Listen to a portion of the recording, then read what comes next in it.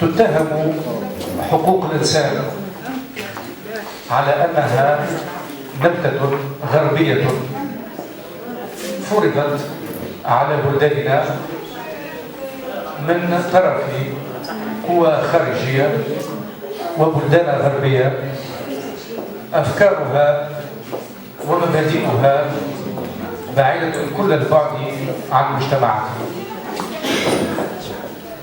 فكر الطاهر الحداد الذي نجده في كتابيه وفي الخواطر وهي مهمة جدا وفي أشعاره هي تأكيد على أن كونية حقوق الإنسان وشموليتها وعدم تجزئتها قد بنيت بمساهمة كل الحضارات ولم تفرض من طرف أي حضارة.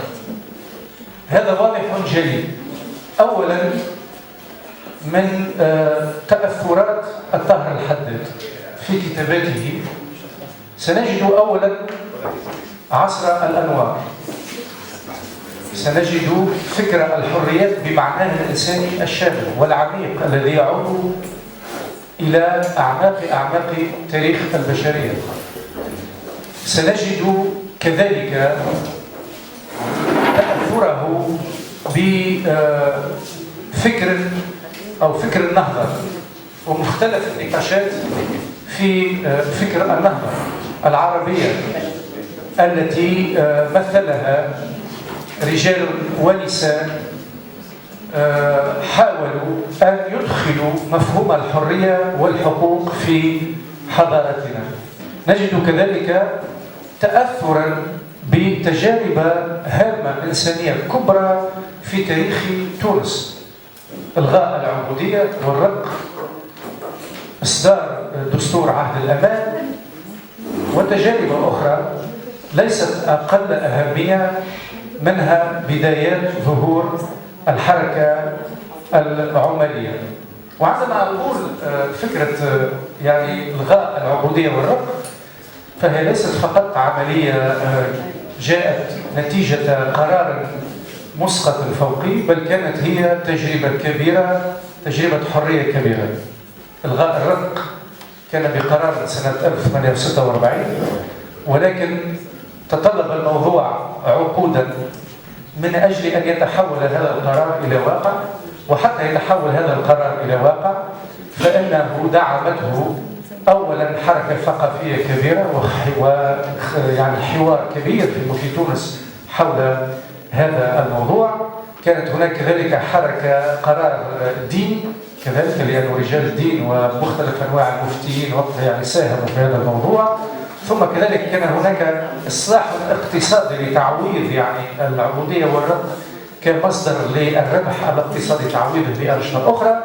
وكان هناك كذلك القرار يعني الاجتماعي في هذا المجال. هذه بعض الروافد، ولكن لا ننسى أشياء أخرى أثرت في هذا الفكر الحقوقي عند طاهر الحداد: ظهور الحركة السياسية في تونس وتطورها. والحركة السياسية كانت مرتبطة ليس فقط بتحرير الفرد ولكن بتحرير الشعب من الاستعمار. ثم كذلك على المستوى الدولي تأسيس لا سوسيتي دي ناسيون، عصبة الأمم، والتي رغم فشلها ولكن كانت محاولة لبناء يعني منظومة إنسانية تعند عليه القضايا، من بينها نتذكر في مبادئ عصبة الأمم قضايا مثل النساء وقضايا مثل العمال وقضايا مثل العدالة الدولية وغيرها من القضايا. إذن هذا في المستوى الأول تأثرات يعني فكر الحداد. فكر الحداد ليس منقطعا، ليس عبقرية خارقة لزمانه يعني والاجتماعات، بل هو يتأسس في إطار تفكير إنساني بدأت البلدان العربية وتونس بالذات بدأت تستوعبه وبدأت تتأثر به وتدخله في إطار خصوصيتها. وأنا قلت في أحد يعني المرات بأن الكونية خصوصياتنا المنفتحة هي التي بنت الكونية وليس العكس. وهذا نجده في عهد تونس الحقوق والحريات في الديباج عندما يقول أن خصوصياتنا المبدعة والمستنيرة هي التي بنت الكونية الإنسانية. هذا تأثر بهذه المراجع الوطنية العربية الدولية وهذا الحوار حول الحقوق والحريات سنجده مجسدا في كتابته وفي عمله السياسي بشكل يعني لا فقط يضيء الماضي، بل أنه في قلب الحوارات الآن حول حقوق الإنسان والحريات. يعني من العجيب أن نجد أن استيعاب الحداد لهذه الحوارات حولها إلى منهج حياة ليطرح قضايا تطرح اليوم في قلب تطورات نظرية حقوق الإنسان. نجده يجمع بين الحقوق المدنية والسياسية، الاقتصادية والاجتماعية والثقافية، وحقوق كذلك ما زال الحوار والنقاش حولها مثلا إلى الآن.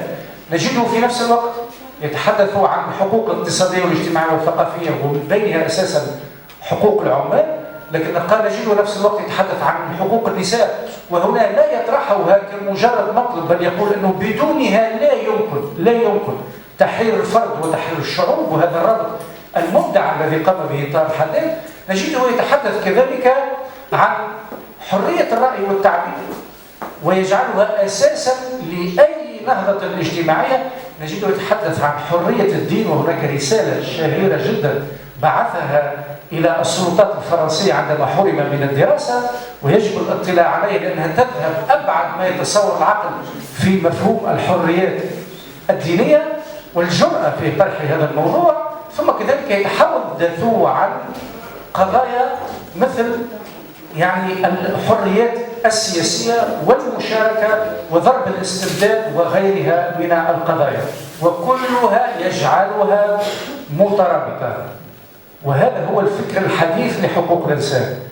يعني قبل الحداد كان هناك تفكير عن الحقوق الطبيعية، عن الحق في الملكية، كان يقع تحدث مثلا الحق في الحياة، الحق في المشاركة السياسية، الحق في حرية الرأي والتعبير. هذا موجود منذ الثورة الفرنسية، ولكن مع الثورات الصناعية وظهور الحركات العمالية دخلت إلى مفهوم حقوق الإنسان حقوق جديدة مثل الحق في التشغيل وغيرها من القضايا. ثم دخلنا فيما بعد على حقوق الشعوب والتحرر من الاستعمار.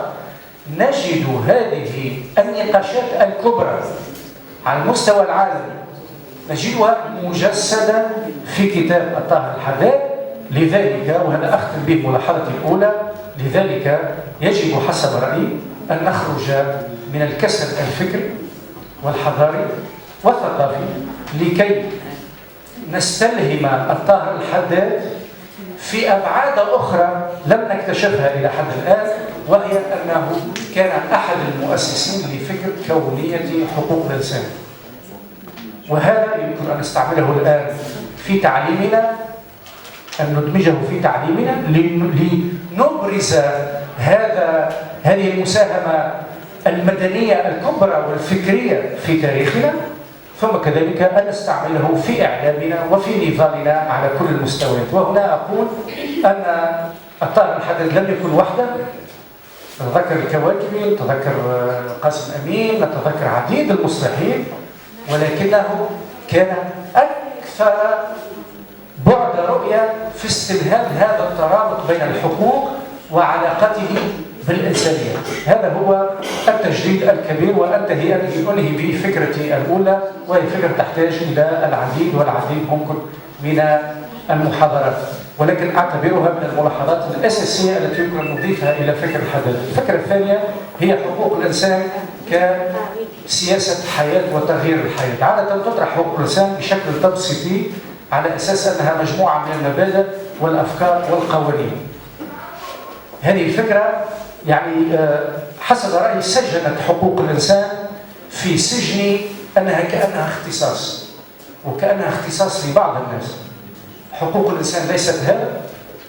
حقوق الإنسان قبل أن تصبح الإعلان العالمي لحقوق الإنسان والمواثيق الدولية، حقوق الإنسان كانت أداة لمقاومة الاستبداد وأداة لإدخال المساواة والعدالة والكرامة داخل المجتمعات، وكانت ممارسة.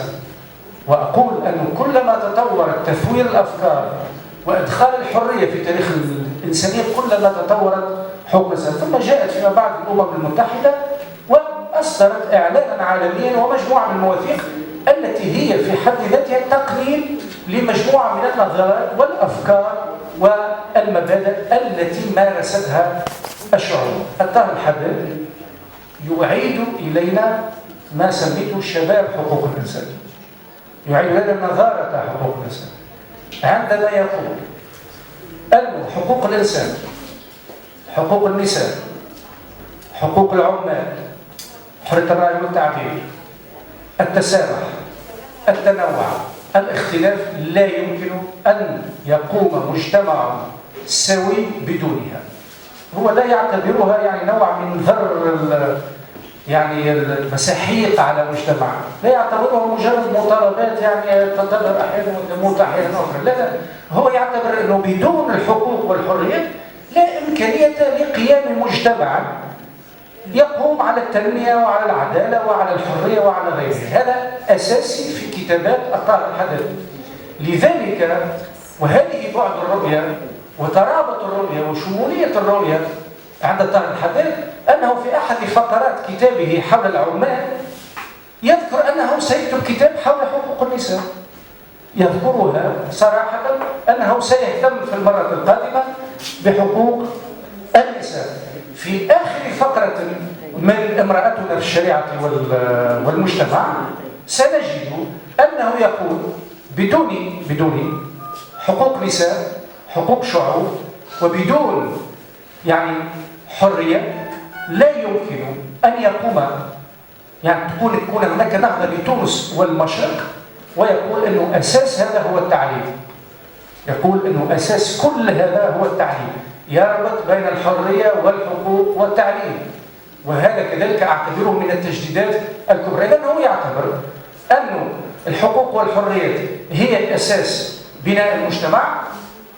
ولكن كيف نبني هذا المجتمع؟ بأن نحول حقوق الإنسان والحريات إلى سياسة.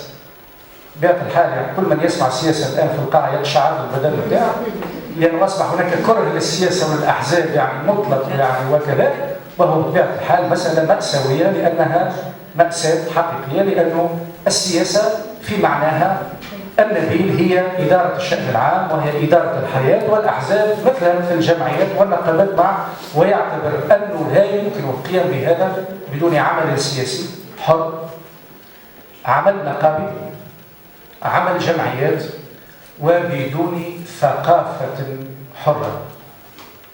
كله يضعه مع بعضه البعض، هذا الخليط يضعه مع بعضه البعض، ويعتبروا أنه هذه هي الطريقة لتحرير الفرد، تحرير الشعب، وتحرير المجتمع. هذه بإيجاز يعني بعض الأفكار حول الطاهر الحداد. أقول أنه الطاهر الحداد ليس من الماضي، ما طرحه ما زال مطروحا، ليس فقط على مدى تحقق حرية النساء، حقوق النساء، أو تحقق حرية المجتمع أو غيرها من الأفكار، هو ما زال مطروحا على كيف نتناول المواضيع، كيف نبرز شمولية تناول المواضيع، كيف نستغل هذا الإرث المدني حتى نخرج من ذلك يعني تلك الورقة التاريخي. يعني نعرف أن حقوق الإنسان يعني مثل ما نقول بالتونسي تمردت بأولا الاستبداد، ثانيا بازدواجية المعايير، يعني ناس تطالب بها وفي نفس الوقت تدمر بلدان مثل العراق وسوريا وكذا. هذا يعني ويعني ما زال يعني آخر استعمار استيطاني في العالم وهو استعمار فلسطين ما زال لم يحل. هذا قولوا بهذا نظرية حقوق الإنسان، ولكن كذلك هناك بهذا أخرى واستنقاص من حقوق الإنسان بشيء سميته في كتابي حقوق الإنسان، يعني ثقافة حقوق الإنسان في يعني في ثقافتنا ومجتمعنا. سميته انفصال المعايير.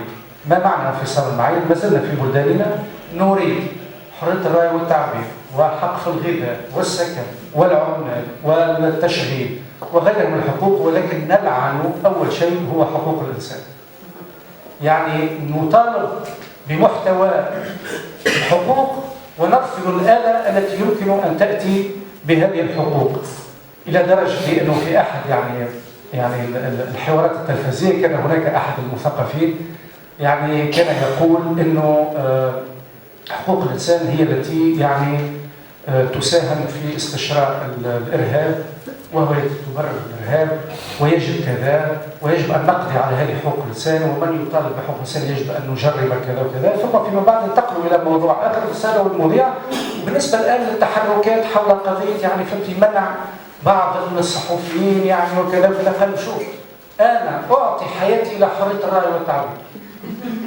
فأظن أنه الطاهر الحداد فكره ما زال ماثلا معنا اليوم ليطلب منا كذلك أن نغير نظرتنا كذلك إلى تناول الأشياء والشكر.